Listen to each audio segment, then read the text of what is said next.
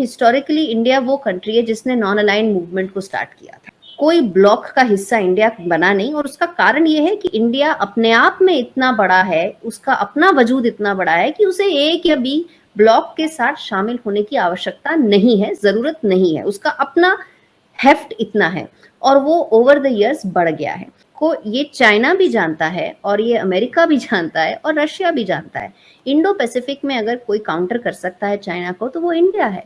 मेरे लिए तो खैर एक एक एक बहुत बड़ा मेरे लिए एक शाक है कि किस बेहिसी से इसने पाकिस्तान को इस चीज को डाइजेस्ट करना है। दोस्तों, मेरा नाम है अंकित सिंह और आपको इस चैनल में आपका स्वागत करता हूं। दोस्तों, आज की वीडियो देखने में आपको लिटरली मजा आ जाएगा, बहुत ही ज्यादा मजा आ जाएगा। क्योंकि देखो, चाइना को काउंटर करने के लिए दुनिया में बहुत सारे ग्रुप्स बनाए जा रहे हैं, जिनमें से एक क्वाड भी है जो कि इंडिया का मेंबर है। ओके, पर दुनिया में एक और ग्रुप बना है, मिलिट्री ग्रुप बस है, वो मिलिट्री के लिए है, लेकिन इंडिया उसमें सदस्य नहीं है।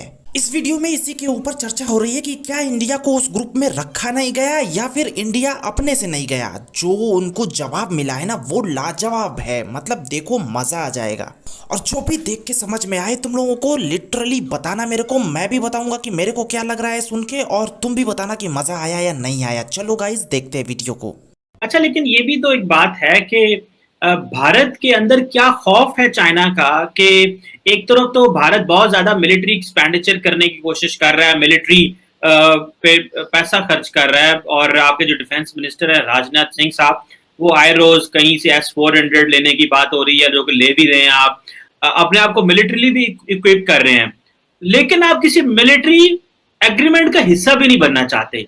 सो क्या डर क्या है, क्या ऐसा क्या है which stops India not to join any military bloc? जैसे कि अगर हमने माजी में यूरोप में देखें तो अमेरिकन तो ये कहते हैं कि जो जिस तरह का हमने एक ट्रांस अटलांटिक पार्टनरशिप बनाई थी माजी में विद यूरोपियंस एंड अमेरिकन के दरमियान, हम उसी तरह की पार्टनरशिप चाहते हैं। तो ऐसा क्या है कि इंडिया इस सारे को रोक रहा है? क्या इंडिया मुहतात है या इंडिया समझता है कि हमें नुकसान हो सकता है जो कि अमेरिका, जापान और ऑस्ट्रेलिया को नहीं हो सकता? ये ना हो कि हमारे एक्सपेंस पे ये सारे मुल्क जो हैं वो चाइना के साथ कोई मिलिट्री कन्फ्रंटेशन शुरू कर लें and we will be the first affected country being neighbour. क्या ये खौफ है इंडिया के अंदर? देखो, यहाँ पे मैं अगर जवाब दूं तो इंडिया के पास दुनिया की सबसे बड़ी यानी दूसरी सबसे बड़ी मिलिट्री है, तो इंडिया को किसी और के मिलिट्री ग्रुप में ज्वाइन होने से कोई इंडिया को फायदा ही नहीं है। सो इंडिया अपने में ही खुद कैपेबल है कि मिलिट्री जो भी मामला आता है वो अपने से हैंडल कर ले। इतने नंबर्स ऑफ मिलिट्री, यानी मैं बोल रहा हूँ ना, सेकेंड नंबर पे आता है इंडिया का मिलिट्री।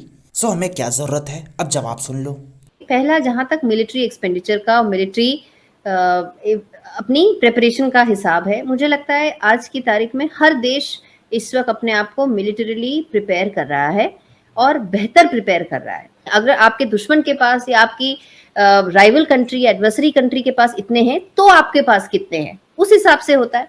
तो क्योंकि चाइना ने पिछले 10-15 साल में बहुत ज्यादा अपना मिलिट्री एक्सपेंशन किया है, उस हिसाब से एक इस वक्त इंडिया में थिंकिंग आ गई है, और ये आई एम वेरी हैप्पी कि ये थिंकिंग आ गई है कि हमें अपनी डिफेंस स्पेंडिंग, केपेक्स स्पेंडिंग और बढ़ानी चाहिए। और इंडिया की इकोनॉमिक साइज इतना बड़ा है कि वो कर सकता है, और ये मुझे लगता है अच्छी बात है, करना चाहिए। Military spending is again part of deterrence. दूसरी बात, हम जब अलायंस की बात करते हैं, देखिए हिस्टोरिकली इंडिया वो कंट्री है जिसने नॉन अलाइंड मूवमेंट को स्टार्ट किया था। उसने कभी भी किसी अलायंस का हिस्सा बना ही नहीं, कोई ब्लॉक का हिस्सा इंडिया बना नहीं। और उसका कारण ये है कि इंडिया में आज से नहीं, नेहरू जी के टाइम से, क्योंकि उन्होंने नाम शुरू किया था, तब से ये क्लैरिटी रही है, स्ट्रेटेजिक क्लैरिटी, कि इंडिया अपने आप में इतना बड़ा है, उसका अपना वजूद इतना बड़ा है कि उसे एक या बी ब्लॉक के साथ शामिल होने की आवश्यकता नहीं है, जरूरत नहीं है। उसका अपना हेफ्ट इतना है और वो ओवर द इयर्स बढ़ गया है। चाहे आप इकोनॉमिक हेफ्ट की बात करें, चाहे आप लोकेशन की बात करें, को ये चाइना भी जानता है और ये अमेरिका भी जानता है और रशिया भी जानता है। इंडो पैसिफिक में अगर कोई काउंटर कर सकता है चाइना को तो वो इंडिया है।